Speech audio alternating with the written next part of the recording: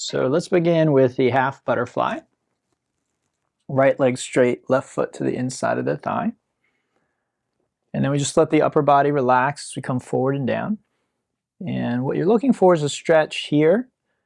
Feel free to support your forearms, forehead, or left knee. Also feel free to sit on something. As always, I'm just going to mention it again. I do not recommend this, pulling yourself down. I mean, it's okay to hold your foot as long as you don't pull, but it's going to be hard to resist the temptation to pull yourself down. The reason I discourage that is safety of your back. You might feel fine while you're doing it, but doing that over time, repeatedly, will probably damage your spine. So that's why it's sort of like smoking, you know, like you might smoke and you might actually feel great after finishing a smoke, but we all know that over the long term, it's not going to be good for your health, right? So there are certain things in yoga that are like that might feel really good while you're doing it. You might feel like, well, I'm fine after the class. What is he talking about? No, I didn't hurt anything, right? But with smoking, it's only when you get the diagnosis of lung cancer that you realize, okay, that you know, all those years of smoking added up and created a problem. So same here, you know, years of or days, months, years, weeks of doing this can eventually damage back here. It just increases the probability. Could you do this and get away with it? Possibly. Yeah, maybe. You know, I mean, anything's possible. But what we're trying to do generally with these practices is minimize the risk of injury. There's no way to eliminate it completely, just so you know. I've talked about this in the past. You know, some people might think because yoga is low impact, there's no way you could injure yourself doing yoga. You can injure yourself sitting in a chair. I mean, you can injure yourself doing anything. And in yoga, we are trying to stress the body to coax the body to get stronger, healthier, ultimately. But there's no way to do that without stressing it. Okay? Just like if you undergo surgery, right? You are putting yourself at greater risk of injury or possibly even death when you go undergo surgery. Why are you doing that? Because ultimately you're hoping the surgery will lead to greater health, happiness, less pain, right? So there's always this risk and reward going on with anything.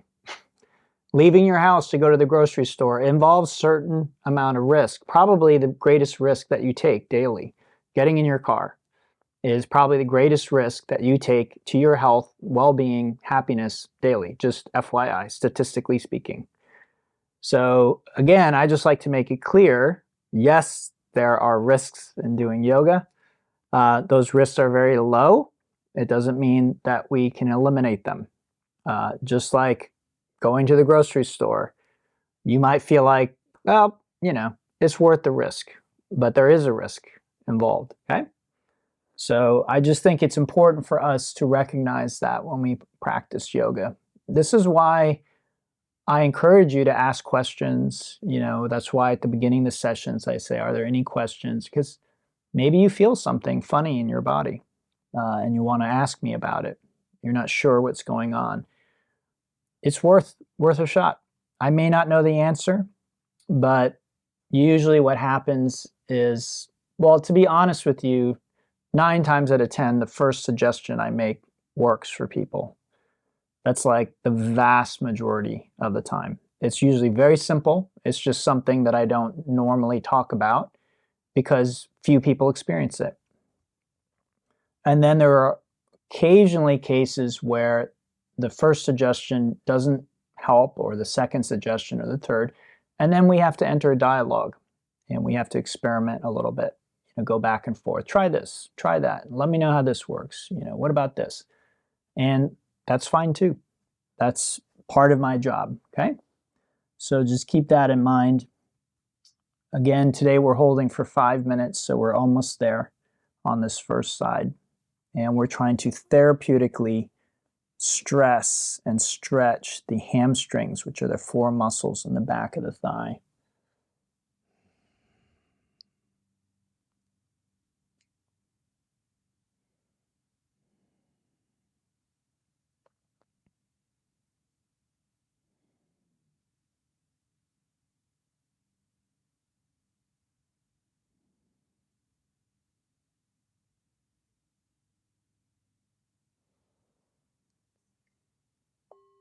All right, we will switch sides.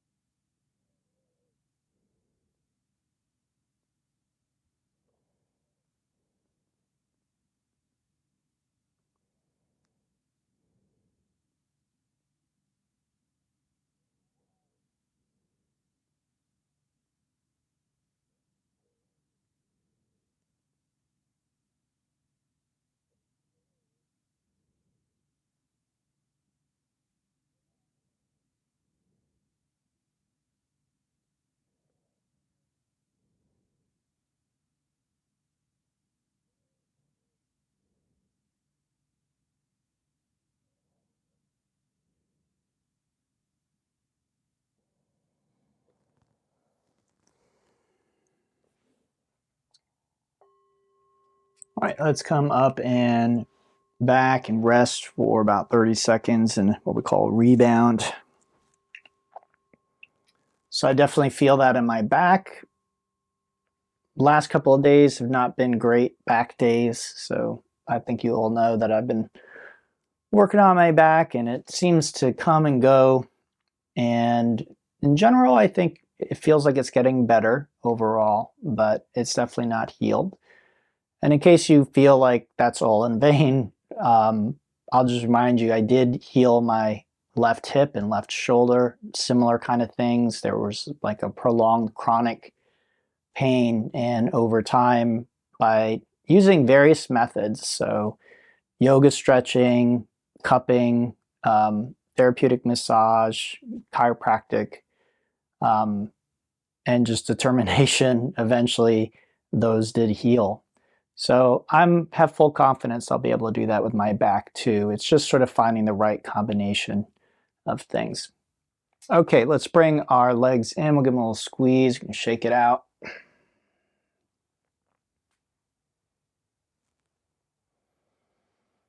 And then we'll hinge up to seated. And we'll come into the kickstand. So right leg, so in a tabletop, take your right leg out as far as it'll go until you feel a stretch in that thigh. Okay, you can point the foot in various directions. And just so you know, I'm not going to do this posture today because this is not effective for me at this point. Well, actually, maybe I can. All right, I get a stretch here, so never mind. So we're looking for a stretch here on the inside of the thigh. You can play around with torso position, foot position, hip position. All of those will affect where you feel it, how intense it is. Okay. So what I was mentioning earlier about healing brings me to an important point that I want to share from my own experience. And again, that's all I'm doing here. I'm not really here to tell you what to do or guarantee that what works for me is going to work for you, but it might. You might find a similar approach is helpful for you. So the point I'd like to draw out about it, my experience with healing my hip and healing my shoulder is, A, it was a process. It wasn't a one and done, which is what a lot of us want. We want to go to the doctor or whoever our specialist is, like maybe we have a yoga therapist, I don't know. But whoever your specialist is, you want to go and get one thing and then it's over, it's done. You want to get a pill, you want to get a surgery, you want to get a process, and oh, magic, I'm cured. With these musculoskeletal issues in my body anyway, that's not how it went. Now, again, I'm going to reiterate, I had these pains for a long time. They did not seem to be going away. So it's not like when I was younger and I might hurt myself and then in 2 weeks it's just magically disappeared. These were things that, A, I didn't know where they came from. Okay, I didn't fall down or trip or hurt myself, so I didn't know where the pain was coming from. It just showed up one day and it wasn't going away. Now, if you're young, you may never have experienced anything like this, but when you get a little older, these things can start to happen where you just wake up one day, there's a pain there, you don't know where it came from, and it doesn't go away. It's not like, again, when you're young, you might know where you hurt yourself and then the pain just goes away. So those kind of chronic pain things can be tricky. And what I want to share with you is my way of healing it was a process. It was trial and error. It was trying different things. It was working both on my own and with specialists. And the reason I emphasize this is, again, our current model is I go to the doctor, she gives me XYZ, and then it's gone. But the trouble for many people, and I know this because I teach a lot of different people, is a lot of people do that. They go to the doctor fully expecting to be healed or cured or whatever it is, but they either get a partial relief or they get no relief at all. Okay? Now, if you go and you get complete relief, great. That's awesome. And it does happen. I'm not going to say that that never happens, but according to my ex, who was a surgeon, she herself says Western medicine, which is what she was a Western medicine practitioner, is very bad when it comes to musculoskeletal issues. So that's like what I'm experiencing: muscle pain, joint pain. So Western medicine, not great with those things. Very often your doctor will give you something like a painkiller. They'll dull the pain, but the issue, the root issue, has not been addressed. So no one cares more about your health and well-being than you do. And I know that can be disheartening in a way, because we'd like to believe that we can go to a therapist or a doctor or somebody and they're going to cure us. But what I'm sharing from my own experience is it's a process, and you probably don't have enough money to pay a doctor to work with you daily in that process. So the doctor might help get you part of the way there, or maybe not at all. That can also happen. You go to the doctor, they diagnose it as one thing, they give you something, and it doesn't help at all. But that could be true of a physical therapist. That could be true of a chiropractor. It could be true of anybody. They're doing the best they can, but honestly, in a sense, healing your body is your responsibility. Let's switch sides. Like I said, no one cares more about your health, well-being than you do. Do you care or not? I don't know. That is up to you, but I take pain very seriously. When there's pain in my body, it's not so much that it bothers me, rather I see that as an indicator something is wrong. So again, think of your dashboard. Check engine light comes on. Is the problem the light? If you cover the light with your thumb, does that make the problem go away? If you take some black tape and put it over the light strip on your dashboard, is the problem solved now because you got rid of the light? That's a lot of times how people treat pain. Oh, I'm going to take a painkiller. I'll take an aspirin. I'll take some Tylenol. I'll take whatever. And I'm not trying to shame anybody for doing that. It might be necessary at times. I do the same thing at times. But generally speaking, pain in the body is an indicator something is in imbalance, something is wrong, something is damaged, something needs to be healed. And my point is, at least in my experience and from what I've seen with other people, that will be a process. So again, booking an appointment with a doctor or a chiropractor, a massage therapist, and thinking that you in one session are going to knock that out probably won't be your experience with the types of pains and things that I'm talking about. And you shouldn't be surprised by that. And it doesn't mean the person you went to is a quack. It doesn't mean they didn't try. It just means that it's a process, meaning it will take time. It will take multiple interventions to completely heal. And you don't want to be discouraged by that. And in my experience, it's usually a combination of doing some work on your own. So we live in an age where there's a lot of information available online. If you care about your health, if you care about your condition, if you care about what's going on, you can do a lot of research online. You can find a lot of interventions that you can do on your own. For instance, I recently bought a TENS unit, which was something that Matt had mentioned to me. And so I got that, and that has been very, very helpful. That's something I do on my own. I also do yoga stretching on my own. I also do self-massage, where I will take like a tennis ball or a lacrosse ball or a larger like massage ball, and I will put that behind me, because usually the pain is on the back side, very often on my back. And I will massage and release tension from the various muscles in my back.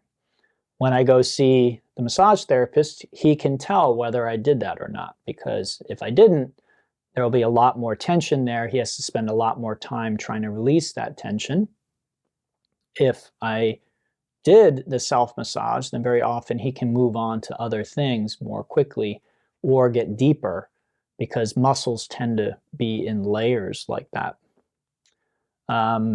Also, cupping is something that I do at home. That's a very cheap, easy intervention that you can use. So there's a lot of things that you have at your disposal if you choose to do it. And again, what can often happen is where people stall is because they subscribe to this model of the one and done intervention. I go to the doctor, I go to the chiropractor, I go to the acupuncturist, I have an appointment, and then I'm supposed to be cured.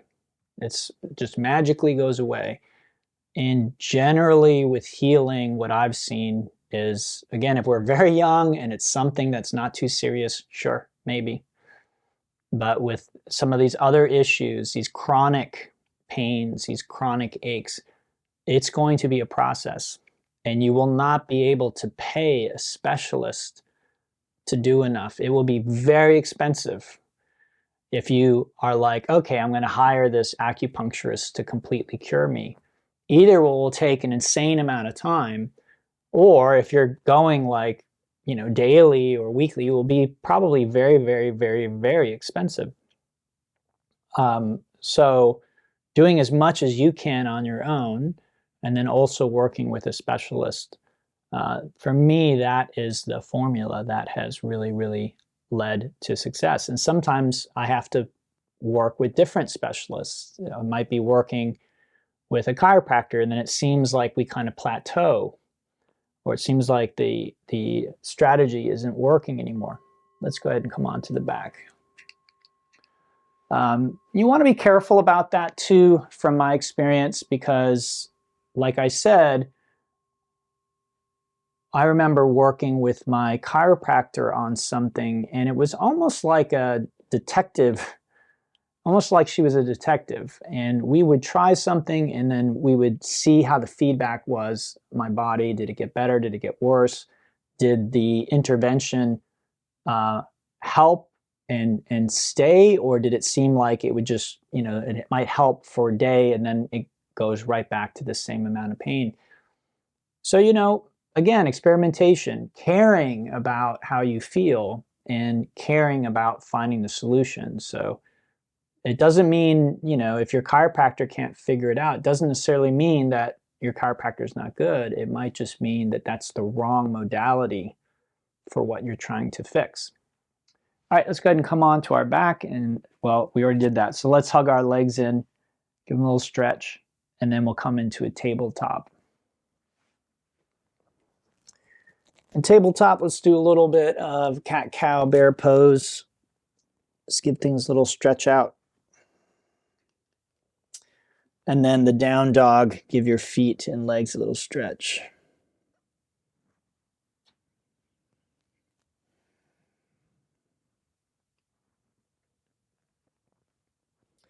Okay, sleeping swan, so we bring that right knee forward. You can play around with knee straight ahead, out to the side, right foot closer to the left hip or pulled level with the knee, hips rocking to the left or the right. And you want to feel it here in this large muscle group on the side of the hip. Those are the glutes. Okay, so we've already done the hamstrings, we did the adductors, and now we are targeting the glutes. So again, why am I sharing this with you? Because I've had success with it. Like I said, my shoulder, my hip, those were two areas that I had chronic pain. It wasn't going away. It wasn't getting better. And I found interventions to help with both of them. I ran into a friend the other day, actually, who I had had a conversation with years ago about my hip. We both had this kind of chronic hip pain. And she ended up getting a hip replacement, and I chose not to get the hip replacement. I chose to just keep working on my own. And I ran into her just the other day, and she said, well, how's your hip? And I said, oh, it's 100% better. Like there's no pain at all.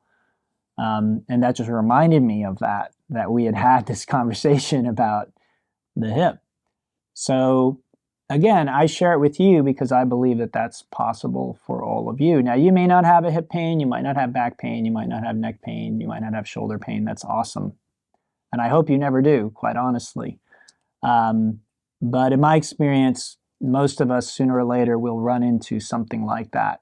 And again, in our modern system and the model, it's not really set up to really help you with those types of things, to be honest with you. The modern medicine system is really set up to do a few things really well, or certain things, I should say, really well, not a few, but certain things. And as I shared, my ex, who I'm still very good friends with, she herself, as a Western medicine practitioner, said, yeah, Western medicine is just not so good with musculoskeletal issues. So worth keeping in mind that if you have a musculoskeletal issue, you can go to the doctor, you can get a scan, and generally you're going to get a few different possibilities. One is the doctor will say there's no damage. So, they might recommend a physical therapist, or they might recommend painkillers or something, but they're not going to give you surgery if that's what you were hoping for. If there's damage there, then she might recommend surgery. And then the other possibility is they say, well, there's just nothing wrong, and they don't give you anything. Because again, what they're looking at, there's just no indication that there's anything dysfunctional. And this is interesting because my teacher, Paul Grilly, who taught me yin, he was sharing how sometimes when they do these scans and they're looking at someone's spine, a very common diagnosis for back pain is a spinal disc herniation, what's called a slipped disc. And the interesting thing that is kind of like a dirty little secret that people might not know about is there are people who have tons of herniations all up and down their spine, and they have zero pain, none whatsoever. The doctor might even go to them and be like, do you have back pain? We've got all these spinal herniations. They're like, nope, doc, feel fine. And then there are people who are in excruciating pain, terrible back pain, constant pain, and then they scan their spine for herniations and they don't find any. Now, the most common scenario is they find some herniations, but guess what? Most people have herniations in their spine. Is that actually the cause of the pain? Well, if it is, then why do some people have tons of herniations and no pain? Why do some people have no herniations and still have back pain? Okay? So this is where we start to get into what I think is the more interesting part of all of this. And this is where yoga and all of these things start to really overlap. Let's switch sides.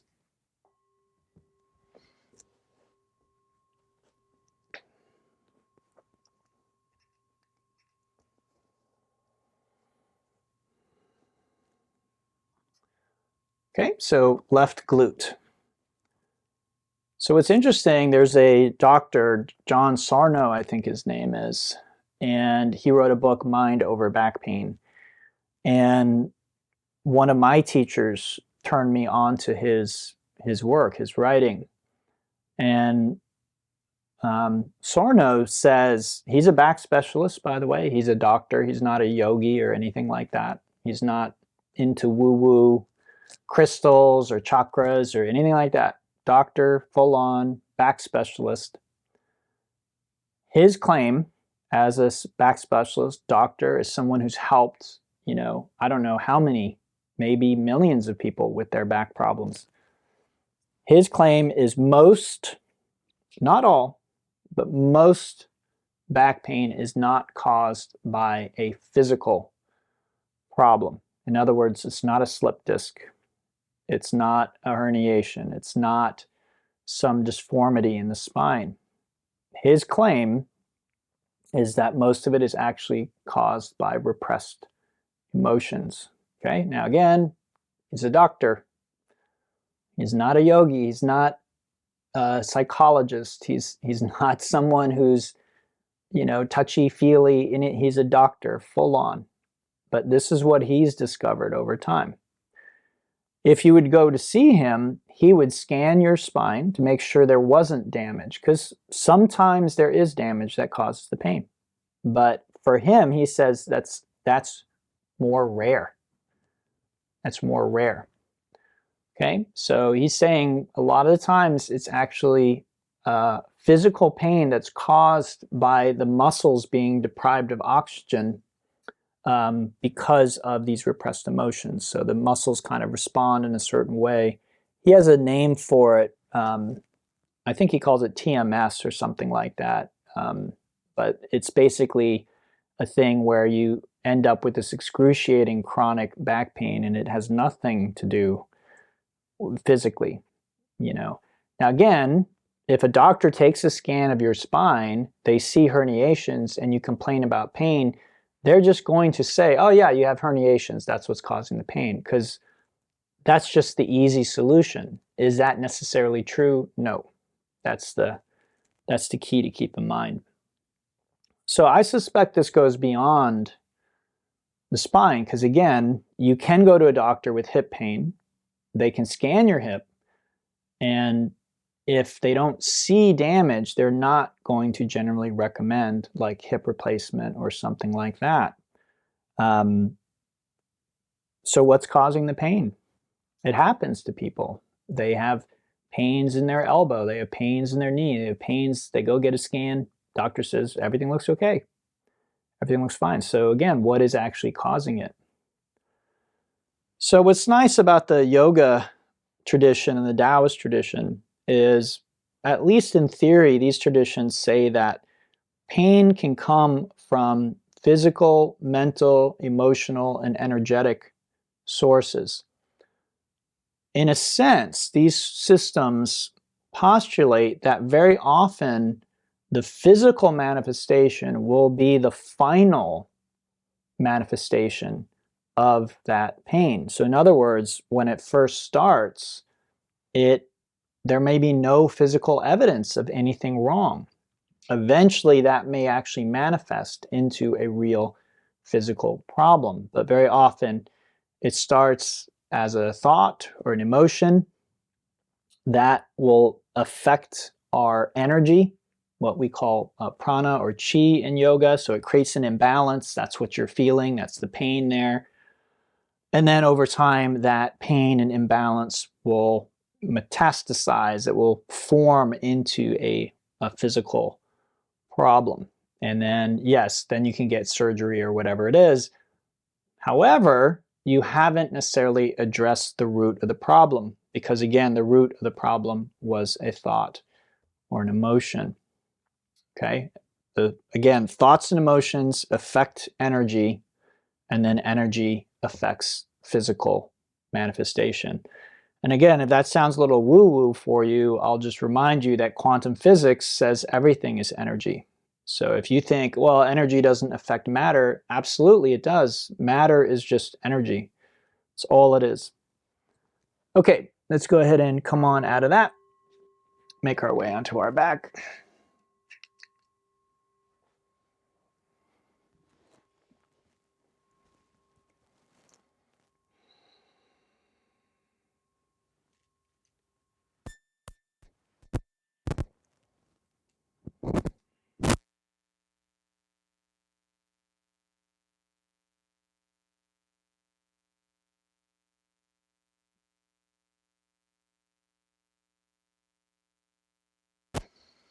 All right, we'll give our legs a little squeeze, shake it out a bit.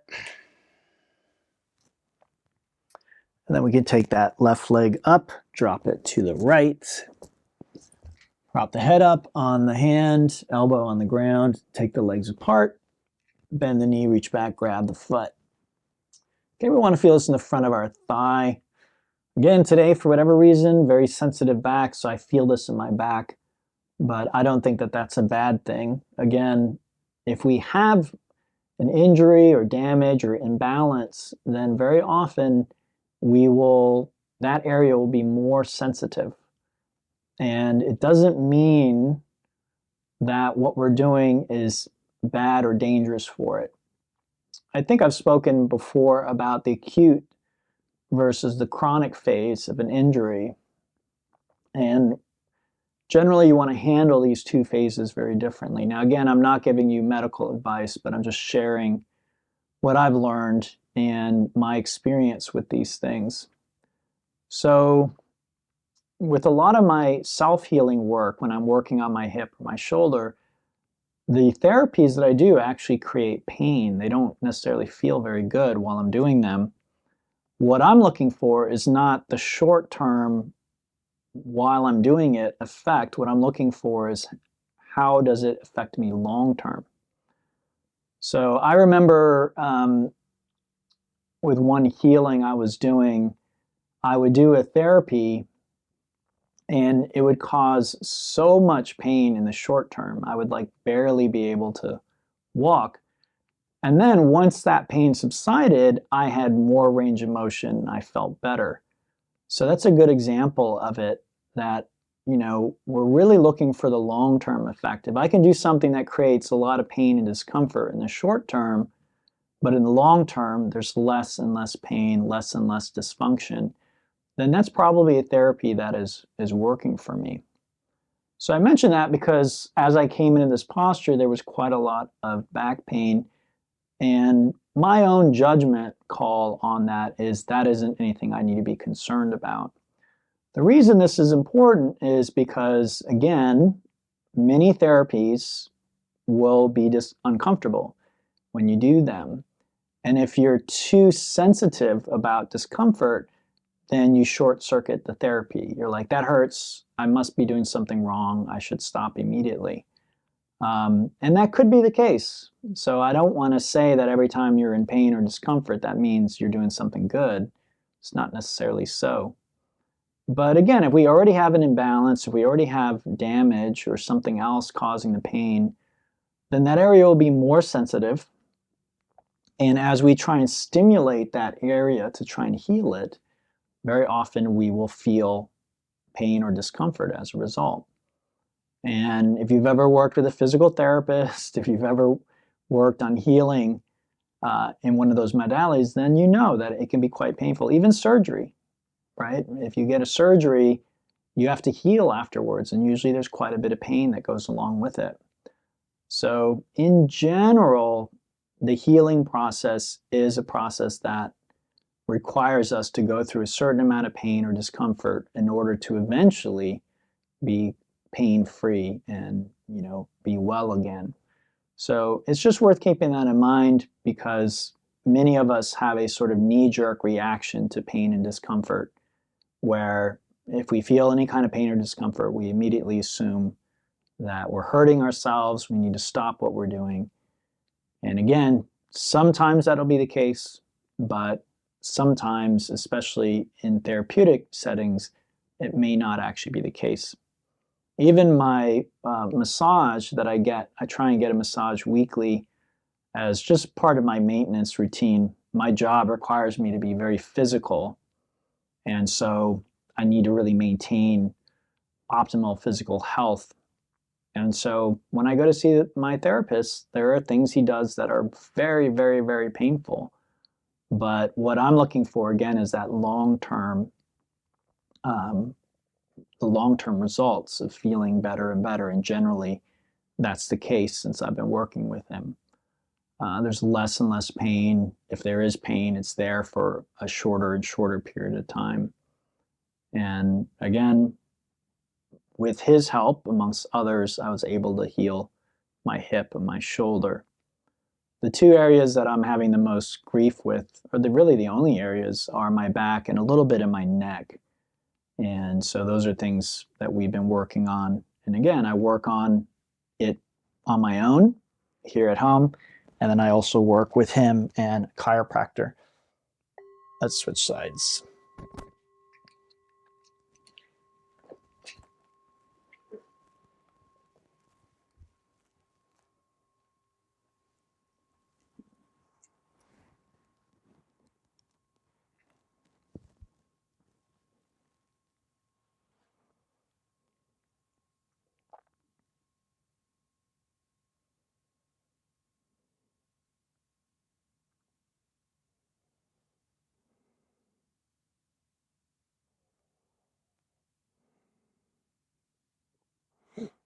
One other thing I'll mention here is whether it's a doctor, dentist, massage therapist, a yoga therapist, chiropractor, acupuncturist, really doesn't matter who it is, a therapist like a psychologist or psychiatrist, all of these professionals will have differing trainings, levels of knowledge, experience, and personalities. And all of those things will affect your interaction with them. And it is worth keeping in mind that if you are not getting the results you want with one professional, and again, you probably want to give them some time, unless they immediately rub you the wrong way or something, or you immediately are like, yeah, I can't work with this person. But, you know, if you're working with somebody and they say something like, oh, there's nothing else we can do, or you're not getting the results that you want, don't be afraid to try somebody else. I think there is this idea that all trained professionals have the same experience or the same training or the same knowledge. And in my experience, that is absolutely not true. Even amongst doctors, you might think that a doctor has to spend all these years training. Yeah, but some doctors graduated from medical school 30 years ago. Some of them graduated yesterday. 30 years ago, the doctor might have more experience, but guess what? They may not know the latest techniques on certain things. Okay? It's somewhat on the doctor to stay abreast of new information coming out, and depending on what kind of doctor it is and, you know, her interest level, she may or may not be keeping up on the latest findings. So a doctor who's been practicing for 30 years may have a lot of experience, but may also not know about the latest information. A doctor who just got out of residency, let's say, they may have less experience. They won't have no experience because you don't get out of residency without having experience. They may have less experience, but they may also have the latest information. They may be abreast on the latest information because they were trained in it, right? That's what they gave them in school. So all of these things are things you want to consider. Also, can you communicate effectively with the professionals you're working with? Some people will be open to communication and will take your feedback and adjust their approach. And I think this is really what you want to see. You want someone who isn't just handing you a bunch of exercises or a therapy and then checking out. My friend who's a physical therapist, you know, she says that a lot of physical therapists are just collecting money from insurance. So when you come to see them, they have a pamphlet that they use, and you say, I have hip pain. They have like 5 exercises that they have you do, and they prescribe, and they give you that, and then they bill insurance. And they don't really care whether you get better or not. They don't really care if it's working or not. They just have sort of this standard routine that they do. But you can find a physical therapist who actually cares, who actually listens, who actually is going to give you something and then say, well, did that work? Is it getting better? And generally speaking, that's what you want to look for. But again, at the end of the day, no one cares more about your health and well-being than you do, nor should they. These people are professionals, they get paid, they may care, but at the end of the day, they have to go home to their family and their life and deal with their problems. They can't follow you around making sure that you're healing. That's not anyone's responsibility but your own. All right, let's go ahead and unwind from that.